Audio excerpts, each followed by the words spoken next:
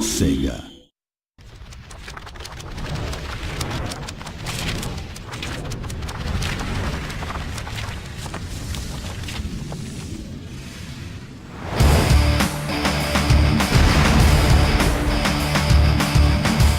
Austin, Texas is a long way from Hollywood, but the team at Edge of Reality, based in the capital of the Lone Star State, are keeping in touch with the Incredible Hulk film crew, including director Louis Leterrier, as they bring to life the video game adaptation of the film.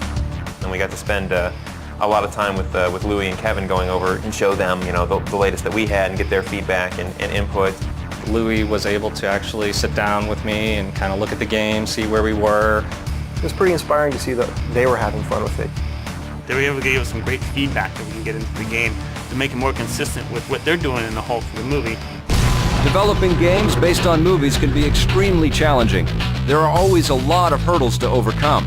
It just takes longer to do a video game, and you need different things at different times. And so, syncing up those timelines, sometimes it works out great, sometimes, a thing here slips through the cracks. Particularly when you're working with a movie game, you kind of have to work backwards, because the thing that's set in stone is this will ship with the movie, because we want everybody coming out of the movie theater excited about Hulk to be able to pull this off the shelf and play it at home.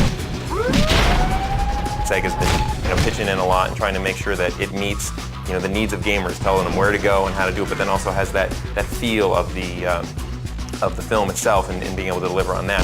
However, as many challenges as a movie tie-in can present, making big games based on big movies also has its rewards. Being able to do a creative project without limits can actually sometimes be quite choking, because you don't know what to do first. So what you do is you accept sort of the frame, the constraints on what you're doing. And that's an ingredient, and a lot of times that can spark creativity. We're building our CG version, they're building theirs, and there's some back and forth, and we want to get reference and pass it back and forth. The movie guys take a look at what the game's doing, and so we've gone through some iteration and revisions. Marvel is there with us, the whole time, giving us advice on what sort of directions they might want to see. We've been working with Marvel pretty closely on these characters, and they've been supplying us with concept art and renders of their characters. Although the game follows the story arc of the film, it also has to expand on the story in order to offer more interactive experiences. We definitely want to exploit and leverage and take advantage of any of the material that's out there that's not just film-based, but that takes people to places that 120-minute film can't do.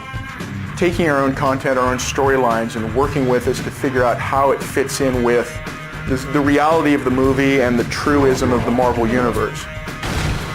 Everyone's been so enthusiastic and really helpful in terms of trying to find places where the game and the movie can kind of cross-pollinate with each other. With a solid partnership between filmmaker and game developer, Marvel and Sega have ensured a product based on mutual respect, admiration, and constant collaboration.